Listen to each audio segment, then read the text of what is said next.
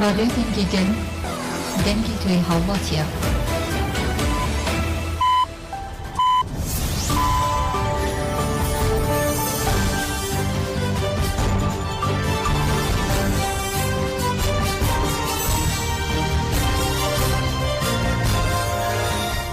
کاتتان باش بیسەرانی هێژە لە ناوەندی هەواڵەکانی رادیۆ دەنگی گەل با یارمەتی هاوکارانم گشتی هەواڵەکانی ئەم کاتژمێرەی ئەمڕۆ پێنجشەممە 29 ئابی 2024تان پێشکەش دەکەم. بۆچی تورکیا ئەوەندە ڕێگەی بۆ خۆشکراوە کە بتوانێت ئەو لە سەدا حەوتەی خاکی هەرێمی کوردستان داگیر بکات؟ جەندرمەی تورکیا هاتووە لە ناو خاکی هەرێمی کوردستان و لە گوندەکانی هەرێمی کوردستان بازگەی داناوە. بێ هەڵوێستی ئەمان وای کردووە ئەم دەوڵەتانم بە بەشێک لە خاکی خۆیان هەرێمی کوردستان سیرکەن. هێرشەکانی سوپای تورکیا بۆ سەر خاکی عێراق و هەرێمی کوردستان بە تایبەتی شتێکی ناڕەوایە و کەمێک پێش ئێستا تەرمی ڕۆژنامەنووس شەهید گوڵستان تارا لە پزیشکی دادوەری سلێمانی وەرگیراوە و بەرەو سەکۆی ئازادی لە پارکی ئازادی بەڕێکرا. با دروشمی دەنگی حقیقت با تێرۆری داگیرکەران و خیانەتکاران کەب ناکرێت لە سەکۆی ئازادی ناوپارکی ئازادی لە شاری سلێمانی مەراسمی بەڕێکردنەوەی تەرمی شەهید گوڵستان تارا بەڕێوەچوو. مەراسمەکە بە ئامادەبوونی کەسوکاری شەهید گوڵستان و هاوڕێ و هاوخەباتانی و ئازادی خوازان بەڕێوەچوو. لە پاش مەراسمیش کۆمەندانە بڕیار وایە تا شارەدەی تەسلوجە بە کەشاوی ئۆتۆمۆبیل تەرمەکەی بەڕێ بکرێت بەرەو زەیدی خۆی لە باکووری کوردستان. ئەحمەد تەکی ئەتیک برای گوڵستان تارا لە پارکی ئازادی لە نێوجەماوە وتەیەکی پێشکەش کرد و ڕایگەیان هەرچەند گوڵستان خوشکی من بوو بەڵام زیاتر هاوڕێ و هاوکاری ئێوە بوو. گوڵستان تەنها ڕۆژنامەنووس بوو، خاوەنی پێنووس و کامێراکەی بوو. هەروەها ئەحمەد ئاماژەی بۆش کرد هەرچەندە گوڵستان شەهید بوو بەڵام ئەمڕۆ دەبینین هاوڕێ و هاوکارانی هەمویان بوون بە گوڵستان. لە کۆتاییدا دەڵێت ئەمڕۆ تەرمی خوشکەکەیان بەرەو زێدی خۆی بۆ باکووری کوردستان دەبنەوە. جێیاماژەی ڕۆژی 23 ئاب لە هێرشێکی چەتەی و دوور لە هەموو یاسا و ڕێسان نێودەوڵەتیەکان تیمێکی میدیایی کۆمپانیای چتر بۆ بەرهەمهێنانی میدیایی لە سنووری شارۆچکەی سید سادق کرانە ئامانج و لەو هێرشەدا هەردوو ڕۆژنامەنووس گوڵستان تارا و هێرۆ بەهادین شەهید بوون. هەروەها لە مەراسیمەکەدا بەڕێوەبەری کۆمپانیای چتر لە مەراسمی بەڕێکردنی تەرمی ژنە ڕۆژنامەنووس شەهید گوڵستان تارا لە پارکی ئازادی بەیاننامەیەکی خوێندەوە و ئامانجی شەهیدکردنی ئەو ڕۆژنامەنووسە و ڕۆژنامەنووسانی ڕاگەاندنی ئازادی لە لایەن دەوڵەتی داگیرکەری تورکەوە خستار و بەیاننامەکە لە لایەن کەماڵ حەمەڕەزا بەڕێوەبەری کۆمپانیای چتر بۆ بەرهەمهێنانی میدیایی خوێندرایەوە و جەختی کردەوە تێرۆرکردنی ڕۆژنامەنووسان گوڵستان تارا و هێرۆ بەهادین لەلایەن دەوڵەتی تورکەوە شەرمەزار دەکەین. هاوکات چاواشەکاریەکانی دەستگایی بە ناوی دژە تێرۆری پەدەکەش شەرمەزار دەکەین و بەڵین بە هەردوو هاوپیشەمان دەدەین کە نوکی قەڵەمەکەیان تیژ بکەین دژبار داگیرکاری ناداتپەروەرانەیان.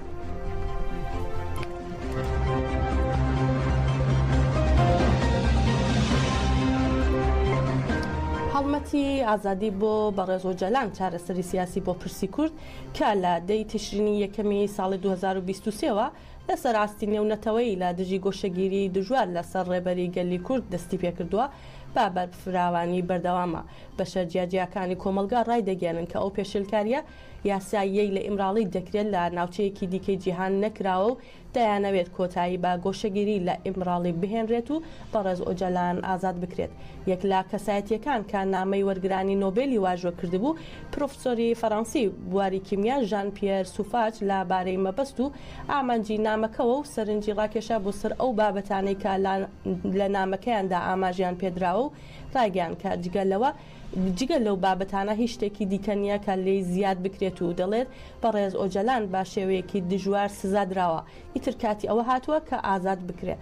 پرۆفسۆر ژان پیەر سوڤاج تیشکی خستە سەر ڕۆڵی ڕێبەری گەلی کورد لا پێناو چارەسەری پرسی کورد و جەختی کردەوە ئازادکردنی بەڕێز ئۆجەلان بۆ پەیوەندیەکانی نێوان کۆمەڵگەی کورد و حکوومەتی تورک زۆر باش دەبێت.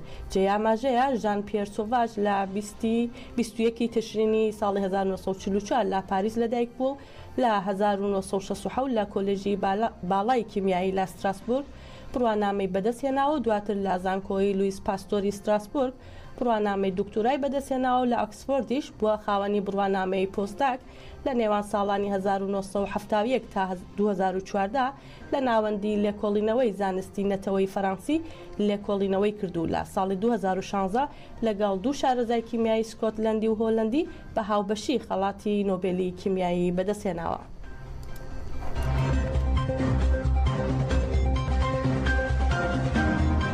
لە چالاکی دانیشتندا کە لە 25 کانونی دووەمی ساڵی 2021ەوە بۆ ئازادی ڕێبەری گەلی کورد عەبدوڵڵا ئۆجەلان هەموو ڕۆژانی چوارشەممەیەک لە بەردەم نووسنگەی نەتەوەی یەکگرتووەکان لە جێنێڤی سوئیس ڕابەڕێوە دەچێت کەوتوتە 44مین مانگیەوە. بەشداربووانی چالاکیەکە با خولەکێک بێدەنگی یادی گولیستان تارا و هێرو بەهادینیان لە مەراسمەکەیان بەرزاگر. هەروە لە چالاکیەکەدا لە لایەن بزوتنەوەی گەنجانی شۆڕژگێر تەجەشە و بزوتنەوەی ژنانی گەنجی تێکۆشەر تەکۆژن ئەم چالاکیە لەلایەن ئەوانەوە بەڕێوە چوو دوای بەشداری لە ڕێپێوانی داوای بەشداری لە ڕێپێوانی درێژمەودای لۆزان تاجینەفکرا کە لە سیویەکی ئاب دەست پێ دەکات.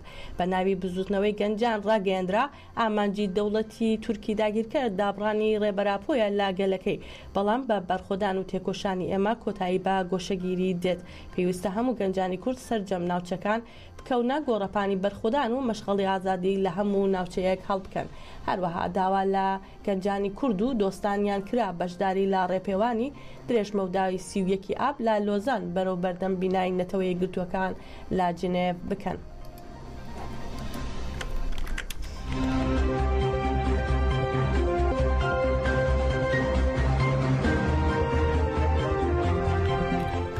دانیشتنی دادگای ژنە چالاکوانی کورد وریشە مرادی کە بڕیار بوو ئەمڕۆ بەڕێوە بچێت دیسان بەهۆی ئامادە نەبوونی نوێنەری داواکاری گشتی و دادوەر بۆ دووەم جار دواخرا.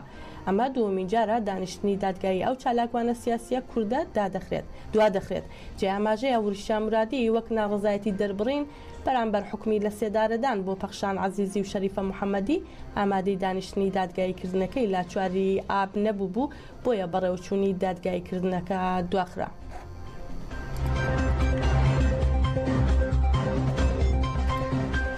سەبارەت بەو ئۆتۆمۆبیلەی لە قامیشلو تەقیەوە و بووە بەهۆی شەهیدبوونی دوو هاوڵاتی ناوەندی ڕاگەاندنی هێزەکانی ئاسایشی ناوخۆی باکوور و ڕۆژهەڵاتی سووریا ڕاگەاندراوێکی بۆ ڕای گشتی و بڵاو کردەوە و تێیدا لە ڕاگەاندراوەکەدا هاتووە ڕۆژی 28 ئاب تەقینەوەیەک لە قامیشلو ڕووی داوە. ئۆتۆمۆبیلێکی جۆری هوندا لە بەردەم نووسنگەیەکی پۆست و گەیاندن تەقیەوە لە ئەنجامدا ژنێک و کوڕەکەی شەهید بوون. با پێی بە دوواداچوونەوە سەرەتایەکان دەردەکەوێت کە بۆمبێک بە ئۆتۆمۆبیلەکەەوە لکێنراوە. هێزەکانمان لێکۆڵینەوەی بەرفراوانیان دەست پێ کردووە بۆ زانینی وردەکاری زیاتر. هەروەها بانگەواز لە هاوڵاتیان کراوە بۆ هاوکاری زیاتر بۆ باشکردنی ئاسایشی شار و هەرێمەکە پێویستە لا پەیوەندی و هاوکاری زیاتردا لەگەڵ ئاسایشی باکووری سووریا بن.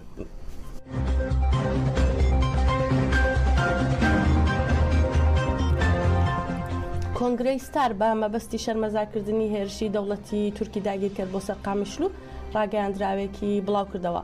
ڕێحان لوقو و تەبێژی کۆنگرەی ستار ڕایگەیاند لەم هێرشەدا هاوڕێیانمان خالیدە محەممەد و کوڕەکەی هەژار عەدنان سولەیمان شەهید بوون و دەڵێت ئاماژ لە هێرشەکانی حکوومەتی تورک لە ناوچەکە کۆمەڵکوژی و لە ناوبردننی دەستکەوتەکانی ژنانە. بۆ ئەم مەبەستەش پێشەنگەکانی شۆڕش و ئەو کەسانەی لە دەوری فەلسەفەی ژنجیان ئازادی کۆبوونەتەوە بە ئامانج دەکرێت. ڕێحان لوقو ئاشکرای کرد دای خالیدا کە لەم هێرشەدا شەهیدکرا یەکێک بوو لە پێشەنگەکانی کۆمەلگا و با وڵات پارێزی خۆیەوە ناسرا بوو. هەروەها لوقو ئاماژەی بەوەدا هیچ کەسێک ناتوانێت ئیرادەی ژنان بشکێنێت. ئێمە تا کۆتایی بە فەلسەفەی ژنجیان ئازادی لا دژی هێرشەکان تێکۆشان دەکەین.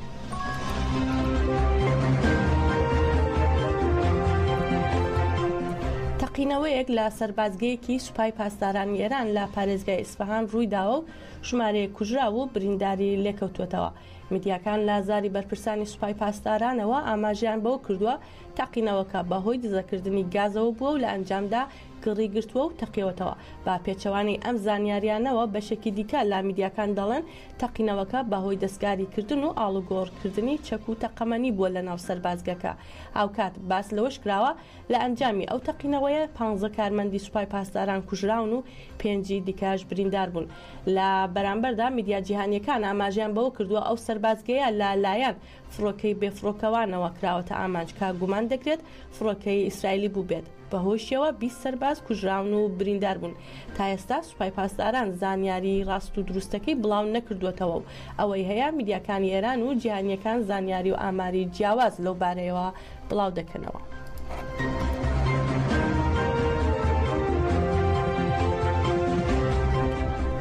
سەرۆک کۆماری ئێران فەرمانێکی دەرکرد چالاکوان و سیاسەتمەداری ڕەفۆرم خواست فاتما مهاجرانی وەکوتە بێژی حکوومەتەکەی دەستنیشان کرد. ئەمەش یەکەم ژنە لە دوای ساڵی 1970 ئەو پۆستە وەربگرێت. فاتما مهاجرانی لە دایکبووی ساڵی 1970 شاری عێراقە و پێشتر سەرۆکی سنتەری بەهرە درەوشاوەکان بووە. لە ساڵی 1970 لە زانکۆی باهونەر لە شاری کرمان لە باشووری ڕۆژهەڵاتی ئێران بڕوانامەی باکالۆرسی لە ئەندازیاری مەکانیکی بەدەستهێناوە.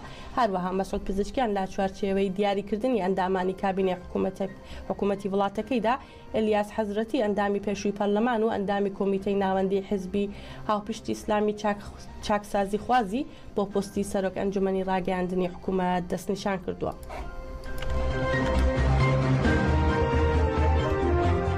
هەروەها لە سنا ئیجلال قەوامی ڕۆژنامەنووس و چالاکی مافی مرۆڤی خەڵکی سنا لەلایەن کەسانێکی نەناسراوەوە بە چەقۆ هێرشکراوەتە سەری.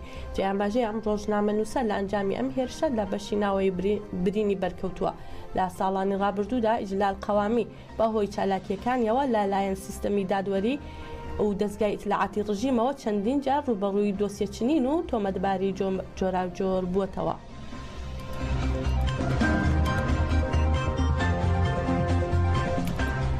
فادی شەمەری ڕاوێژکاری سیاسی سەرۆکوەزیرانی عێراق ڕایگەیاند دەنگ و میدیایەکان بۆ هەڵبژاردننی پێشوەختە هەوڵەکە بۆ تێکدانی سەقامگیری وڵات کە لە قۆناغی کۆتاییدا بەدەست هاتووە. شەمەری لەبارەی کێشەکانی هەڵبژاردننی سەرۆکی پەرلەمانەوە ئاماژەی بەوە کرد پرسی سەرۆکایەتی پەرلەمان لە پلەی یەکەمدا با کێشەی ناوماڵی سونات دادەنرێت. هێزە سونەکانیش بەدابەش بوون بەسەر چەند فراکسیۆنێکی جیاواز. ڕاوێژکارەکەی سوودانی باسی لەوەش کرد ناکۆکیەکانی سونات لەسەر کاندیدی سەرۆکایەتی پەرلەمان گواسترایەوە بۆ ماڵی شیعە. لایەنەکانی ناو چوارچێوەی هەماهەنگیش دەستیان کرد بە هەڵویستی جیاواز سەبارەت بە کاندیدەکان.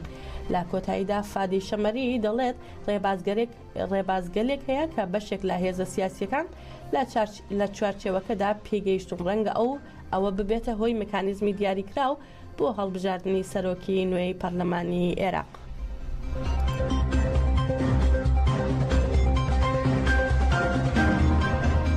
لەسەر گوڵکۆی شەهید شەماڵ لە گۆڕستانی باوەشاسوار لە شارۆچکەی کفری لا سنووری داری گەرمیان دومین مەراسمی ساڵیادی شەیدکردنی مامۆستا شەماڵ بەڕێوەچوو کە 2 ساڵ پێش ئێستا لەلایەن دەوڵەتی داگیرکەری تورکەوە شەهید کرا. هەر لە مەراسمەکەدا پێشەنگایەک بۆ پەرتووک و بەرهەمەکانی شەهید کرایەوە و تاجا گوڵینەی ڕێزیان لەسەر مەزارەکەی دانا. لە ئێستادا بۆ خۆتان نەزانن ئەو تێکۆشانەی کە مامۆستا شەماڵ پێشەنگایەتی بۆ دەکرد وەکو ڕێبەرێک و وەکو پێشەنگێکی ئێمە بەڕاستی هەر یەکێک لە ئێمە خۆی بە خوێندکارێکی دڵسۆزی ڕێگاکەی مامۆستا شەماڵ دەزانێت لە دامەزرێنەرانی تەفگەری ئازادی بوو و ئەو پیلانەی کە دەستی ڕەشی بۆ تیرۆری مامۆستا بر ئەو پیلانە هێشتا بەردەوامە. بۆ خۆتان نەزانن بە ناوی دادگا و بە ناوی یاساوە بەر لە ماوەیەک بڕیاری دادگای عێراقی دەدرێ بەرامبەر بە تەفگەری ئازادی بۆ قەدەغەکردنی تەفگەری ئازادی کۆمەڵگەی کوردستان. ئەو پیلانی بە مامۆستا شەماڵ لەسەر تەفگەرەکەمان دەستی پێکرد هێشتاش بەردەوامە بە تۆقاندن بە دەستگیرکردن بە شەڕی تایبەت و حتا ئاستی قەدەغەکردن. بەڵام ممانەوێت لێرەوە بڵین وەکو هەڤاڵەکانی مامۆستا شەماڵ وەکو خوێندکارەکانی مامۆستا شەماڵ وەکو هاوڕێ و ڕێبوارانی مامۆستا شەماڵ هیچ بربەستێک هیچ تیرۆرێک هیچ ئاستەنگی و فشار و یاسایەک ناتوانێت خەباتی ئازادی خوازان ڕابوەستێنێت. دەکرێت بە جەستە چەند کەسایەتێکی وەکو مامۆستامان لێ دوور خاتەوە. دەکرێت بە یاسا هەندێک کار و خەباتمان قەدەغە بکات. دەکرێت ناوێکمان قەدەغە بکرێ بەڵام خۆ ناکرێت ڕۆح و زهنیەت و معنەویاتی کوگەلێکی ئازادی خواز بسڕێتەوە. بەڕێزان هەواڵەکانمان پێشکەشکردن هەر شاد بن.